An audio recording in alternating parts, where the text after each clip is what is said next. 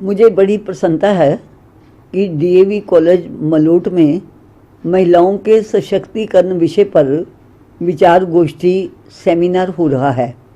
ये डीएवी की अपनी परंपरा है और हम सब जानते हैं कि स्वामी दयानंद जी के कारण ही हम महिलाएं घरों से बाहर निकली, सामाजिक कार्यों में आगे बढ़ी, हमने स्वतंत्रता संग्राम में भाग लिया और आज जो शिक्षा की ज्योति महिलाओं तक पहुंची है वो भी रास्ता सबसे पहले स्वामी दयानंद जी ने ही दिखाया था। हम आज शिक्षित महिलाएं विशेषकर डीएवी के लिए बहुत बहुत धन्यवादी हैं कि हमें उन्होंने ये रास्ता दिखाया। तमसो माँ ज्योतिर्गमय, हमें अंधेरे से प्रकाश की ओर लेके गए। अब जहाँ तक इसका विषय है, गोष्ठी का विषय तो ये है कि भाई महिलाओं का सशक्तिकरण कितना हुआ, क्या लड़कियों को जन्म लेने से पहले तो नहीं अब मारा जा रहा, क्या लड़कियां आराम से जिंदा रह रही हैं। तो मेरा ये कहना है कि इसमें तो कोई दो राय नहीं कि लड़कियों ने बहुत तरक्की की, लड़कियां बहुत सशक्त हुई। जिस पंजाब में आज ये डीएवी कॉलेज मलोट है, जिस पंजाब में हम बैठे हैं, उस पंजाब की प्रशासनिक अधिकारी सबसे बड़ी मुख्य सचिव श्रीमती विन्नी महाजन है। विन्नी महाजन किसी रिजर्वेशन से नहीं आई, विन्नी महाजन किसी की सिफारिश से नहीं आई, आईएएस अफसर बनी और अपनी योग्यता से आज इस पद पर आई। डीएवी के प्रिंसिपल ही देख लो, डीएवी के अनेक विषयों के प्रोफेसर्स को देख लो, और हमारी लड़कियां जो हमारे यहाँ से पढ़ के जाती हैं, दुनिया का ऐसा कोई भी क्षेत्र नहीं है जहाँ उन्होंने पहुँच के अपनी पैठ नहीं बनाई, नाम नहीं कमाया। ये तो हुई एक बात। यहाँ दो पक्ष हैं। मेरा ये कहना है कि जहाँ तो लड़कियाँ अपना रास्ता खुद बना लेती हैं वहाँ तो वे पहुँच जाती हैं। जहाँ उन पर विधि निषेध है, वो विधि निषेध वो परिवार की ओर से है, पिता की ओर से है, भाई की ओर से है, पुत्र की ओर से है, उसमें वो पीछे रह जाती हैं। अन्यथा क्या कारण है कि अगर आज भारत की वायुसेना में 1875 महिला अधिकारी हैं तो उनमें से 10 वो हैं जो फाइटर जहाज उड़ाती हैं। वो फाइटर जहाज उड़ा रही हैं तो उनमें केवल मानसिक नहीं, शारीरिक शक्ति भी है, उनका संकल्प भी है, तभी तो वो चीन और पाकिस्तान के लिए चुनौती बन के खड़ी हैं। हमारी लड़कियां जहां अपनी योग्यता से जाना है, मैं अपनी बच्चियों को, विद्यार्थियों को, साथी अध्यापकों को ये बात कह रही हूँ, जहां अपनी योग्यता से जाना है। अब अरुणाचल की बॉर्डर पर देखिए, आईटीबीपी की लड़कियां कितनी गहरी बर्फ में और -50 में तापमान में वो काम कर रही हैं। वो हमारी बेटियां हैं ना। ये तो हिंदुस्तान है जहाँ की लड़की इतनी सशक्त थी कि जब सब देवी देवता हार जाते थे युद्ध में तो वो दुर्गा के रूप में आकर लड़कियों को लड़की के रूप में शक्ति बन के लड़ती थी, विजय प्राप्त करती थी और दुष्टों का संहार करती थी। बाकी रही आज की बात। आज की बात यह है कि हम सशक्तिकरण की बात जितनी मर्जी कर लें, राजनीति के क्षेत्र में महिलाओं को सशक्त होने का मौका नहीं मिला। अपनी कमाई से कर लिया उन्होंने, मेहनत से कर लिया, योग्यता से कर लिया। यूनिवर्सिटी की सभी सीटों पे वो उनका कब्जा है। डॉक्टर, इंजीनियर, वकील जो भी परीक्षा के फल आते हैं, आईएएस का आता है, आईपीएस का आता है और प्रशासनिक सेवाओं के आते हैं, बैंक सेवाओं के आते हैं, लड़कियां आगे हैं। पर इधर देखिए, हमारे यहाँ आरक्षण हो गया कि महिलाओं के लिए आरक्षण पंचायत में भी, महिलाओं के लिए आरक्षण सारी लोकल सेल्फ गवर्नमेंट में भी 50% भी हो गया, और नगर निगम में हमारे भी 33% है, जहाँ मैं बैठी हूँ अमृतसर में। पर क्या मिलता है, किसी महिला कार्यकर्ता को अच्छी महिला कार्यकर्ता होने के नाते आज तक टिकट नहीं मिला। कोई एक दो उंगली पर गिनो, एक पर नाम आएगा, दूसरी उंगली पर जाके खत्म हो जाएगा। तो अगर वो बनती भी है ना महिला पार्षद, तो उनका काम केवल चुनाव लड़ना और उसके बाद घर में रोटी को संभाल लेना। उनके पति की इच्छा होगी तो वो इलाके में जाएंगी, नहीं तो नहीं जाएंगी। और पंचायतों की स्थिति तो मेरा ख्याल है कोई शहरी नगर निगमों से अच्छी नहीं है। आज यद्यपि बहुत उदाहरण आ रहे हैं कि कुछ पंचायतों की मेंबर, कुछ सरपंचों ने क्रांतिकारी काम किए हैं। अपने अपने क्षेत्र को सुधारा है। पर जहाँ चुनाव में करोड़ों रुपए लगते हैं, जहाँ चुनाव में शराब के दौर चलते हैं, वहाँ महिला को मैं आंखों देखी बताती हूँ उनके साथ क्या बीतती है। पिछले चुनावों में, अभी ये 2017 के चुनावों में, एक महिला काउंसलर चुनाव जीतकर मेरे घर आई। पक्की बात है, उसके पति उसे लेके आए। मुझे कहती है जी मैं ग्रेजुएट हूँ, ये अमृतसर की कहानी आपको सुना रही हूँ, सब शहरों में ऐसा ही है। कहती जी मैं काम करना चाहती हूँ, मैं काउंसलर बन गई हूँ, पर ये देखिए ये जो मेरे पति देव है ना, ये कहते हैं तेरा काम खत्म, तू अब रह घर के अंदर। और वो बेचारी 2017 से 2020 तक घर के अंदर ही है। और काउंसलर साहब, जो काउंसलर पति, एक नाम दे दिया ना आजकल, पार्षद पति, सरपंच पति, प्रधान पति, वो पति चौक में बैठे हैं। और शायद इसका कारण ये है कि घर की शांति की गारंटी महिला को देनी पड़ती है। अगर पति नाराज हो गए, पति शराब पी के आ गए, पति ने ये कह दिया कि मेरा नहीं कहना मानना तो चल घर से बाहर, तो वो महिला सोचती है कि काउंसलर तो अभी बनी हूँ, पता नहीं अगली बार क्या होना है। वैसे अगली बार उन्होंने बनना नहीं। आज सारे पंजाब का, मैं पंजाब की जो कॉलेज की बेटियां, डीएवी कॉलेज की और दूसरे प्रोफेसर मुझे सुन रहे हैं, मैं उनको कहती हूँ पूरे पंजाब का सर्वेक्षण कर लें। अमृतसर में एक महिला है जो अपनी योग्यता से चुनाव लड़ती है, हर बार जीतती है, और वो रिजर्वेशन में हो या वैसे हो, उसकी पार्टी उसे टिकट दे देती है। लेकिन शेष महिलाएं अपने पतियों के लिए सीट आरक्षित करती है। जो महिला आरक्षण है वो वास्तव में फैमिली आरक्षण है, कि पहले पति था सदस्य कॉरपोरेशन का या पंचायत का या नगर निगम का या नगर पालिका का, तो 5 साल महिला का नाम चला और उसके बाद वो पति के लिए गारंटेड है। मैंने बहुत कहा, मेरे को पंजाब की लड़कियों से उम्मीद रखती हूँ वो ये बोले। होना ये चाहिए कि चुनाव आयोग, पंजाब सरकार, प्रदेश सरकार इलाका आरक्षित ना करे महिलाओं के लिए। हर पार्टी को निर्देश हो कि इतनी प्रतिशत सीट जो है वो महिलाओं को मिलेगी, तब तो महिलाएं अपनी योग्यता से आएंगी। अब तो क्या होता है, जो महिला काउंसलर के जो कैंडिडेट होते हैं उनकी फोटो लगती है, या पंचायत के सरपंच की महिला की फोटो लगती है, तो उससे 4 गुना बड़ी तो उसके पति की लगती है। ये लिखा जाता है कि श्रीमती सो एंड सो, और धर्म पत्नी फिर उसके पति का मोटा सा नाम लिखा होता है।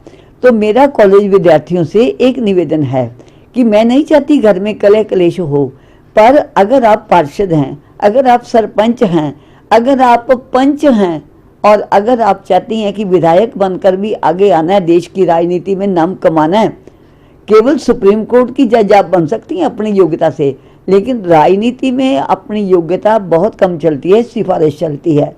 और जो पुरुष कार्यकर्ता है उनको खुश करने के लिए राजनीतिक दलों के लोग अगर पुरुष के लिए आरक्षित नहीं है तो उसकी पत्नी, बहन, बेटी, माँ किसी को भी दे देते हैं। मैंने पंजाब में ऐसे भी देखे हैं, केवल काउंसलर नहीं, सरपंच भी, जो अपनी महिला सदस्य की, घर की जो अधिकारी है, उसका स्टैंप भी अपनी जेब में रखते हैं। तो ये जो है ना, ये कैसी महिला सशक्त हुई। तो मैं निराश नहीं हूँ, मैं वैसे एक तरह से खुश हूँ कि किसी कारण महिलाएं आई, आगे तो आई। लेकिन एक बात, 1991 से लेकर 2020 आ गया, 29 साल से ज़्यादा समय बीत गया। पहले लोग कहते थे नहीं पहली बार है, नहीं जी दूसरी बार महिलाएं ठीक से काम करेंगी, तीसरी बार करेंगी, लेकिन अभी भी ऐसा नहीं हो सका। तो मेरा अपनी जो कॉलेज के प्रोफेसर साथी हैं उनको भी इतना कहना है कि वे भी जरा अपने विद्यार्थियों को राजनीतिक दृष्टि से भी, सामाजिक दृष्टि से भी जागरूक करें। राजनीति का मतलब यहाँ किसी पार्टी विशेष के लिए नहीं है, लेकिन हमारे संविधान में हमें क्या अधिकार मिले हुए हैं, कानून में हमारा क्या स्थान है, परिवार में हमारा क्या स्थान है।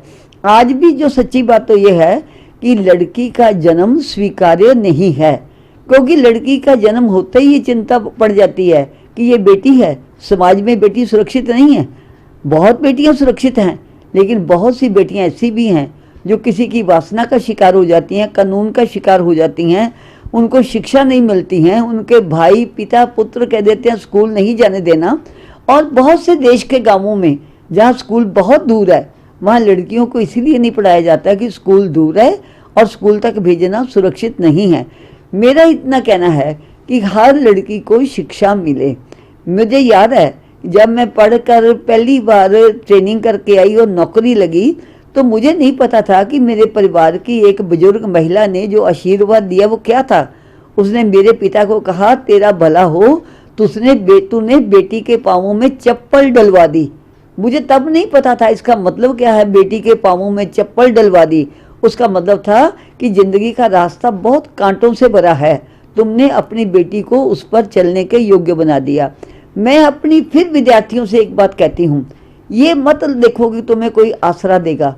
मैंने जिन दिनों शिक्षा ली है उन दिनों भी कोई लड़कियां कम शिक्षा नहीं लेती थी। चाहे 1947 के बाद हम लोगों की शिक्षा शुरू हुई, चाहे 1962 तक हम लोगों ने ग्रेजुएशन की, पर कोई कॉलेज तब खाली नहीं थे। तब भी लड़कियों के कॉलेज भरे हुए थे, पर तब यही होता था जी, बस जी लड़की बीए पास कर लेगी, शादी कर देंगे तो अच्छा घर वर मिल जाएगा। और 1980 में पहली बार पंजाब की सड़कों पर मैंने लिखा देखा, अभी 500 खर्च कर लो, नहीं तो 50,000 खर्च करना पड़ेगा। मतलब पहले टेस्ट करा लो, अगर लड़की है तो ख़त्म करवा लो, नहीं तो शादी पे 50,000 करना पड़ेगा। मुझे दुख है कि जिस पंजाब में मैं रहती हूँ, उस पंजाब का एक ज़िला उस सारे हिंदुस्तान के ज़िलों में से ज़्यादा लड़कियों को मारने वाला निकला। पर मुझे गौरव है कि जब मैं स्वास्थ्य मंत्री थी, मैंने जो लड़ाई की, संघर्ष किया, चाहे उसके लिए मेरे से बड़े बड़े सत्तापति नाराज हो गए, अल्ट्रासाउंड वाले डॉक्टर्स ने बहुत कोऑपरेट किया, आशा वर्कर्स ने कोऑपरेट किया, एएनएम्स ने किया। मैंने एक ही आवाज़ दी कि डॉक्टर भाइयों बहनों, कोई ज्योतिषी के कहने पर महिला अपना पेट नहीं कटवाती।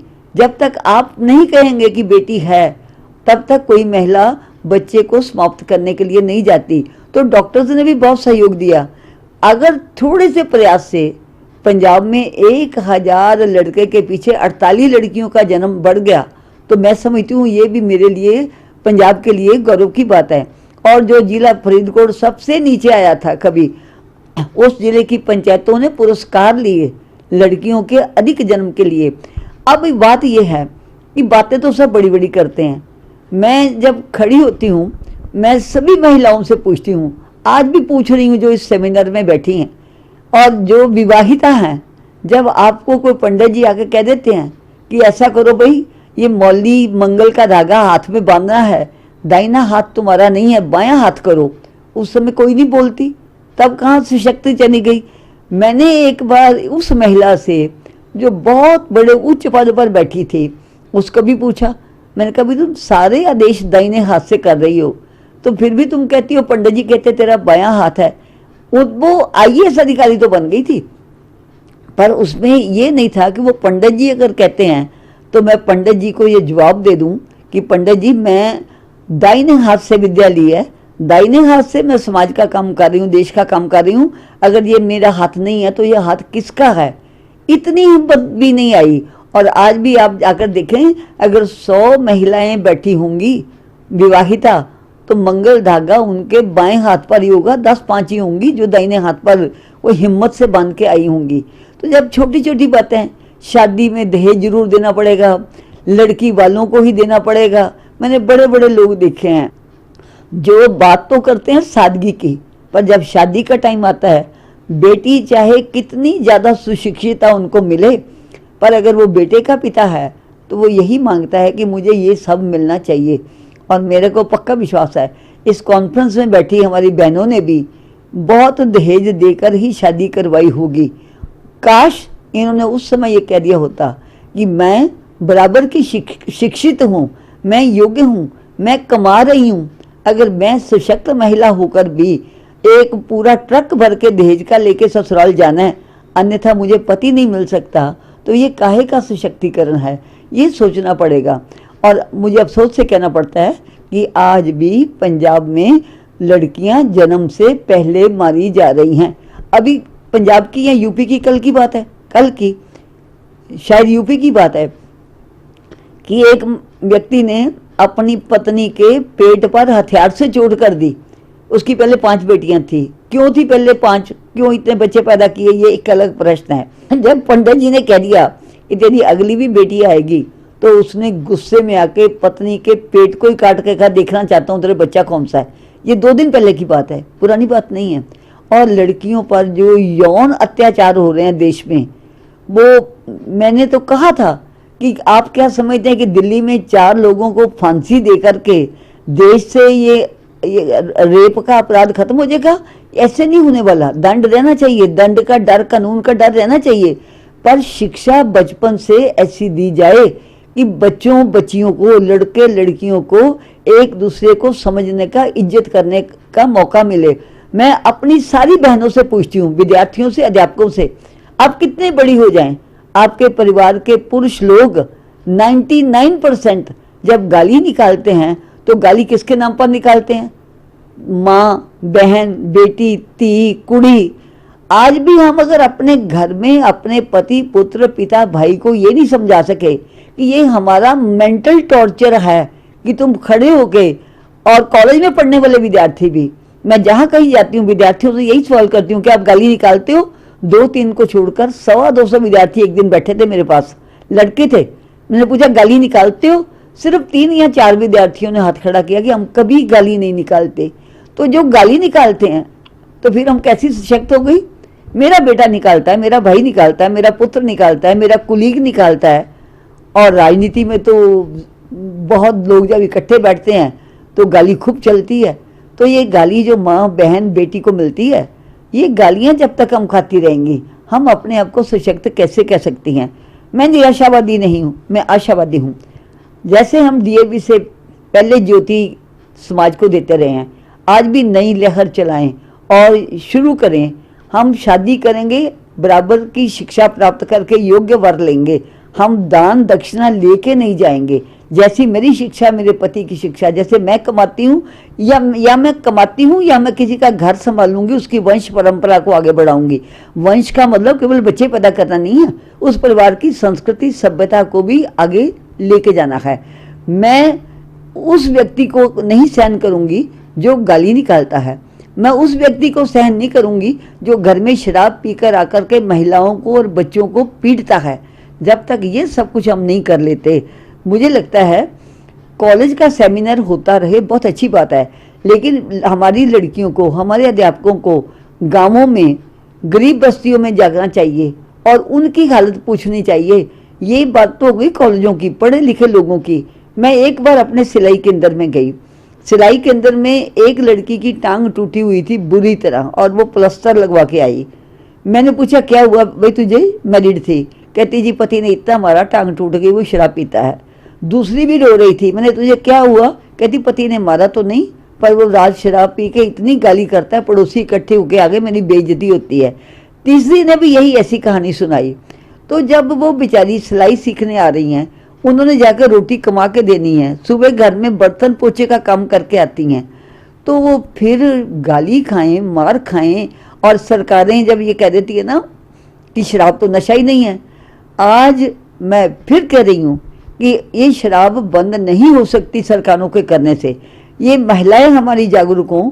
महिला जब चुनाव का समय आए, जो वोट मांगने आए हैं, उनको कहें कि बोलो शराब के बिना पंजाब बनाओगे, देश बनाओगे, और गांव गांव में जाकर के महिलाओं को जागरूक करें। और सबको पता होना चाहिए कि अगर पंचायत एक मता डाल दे कि हमारे गांव में शराब का ठेका नहीं खुलेगा, तो नहीं खुल सकता।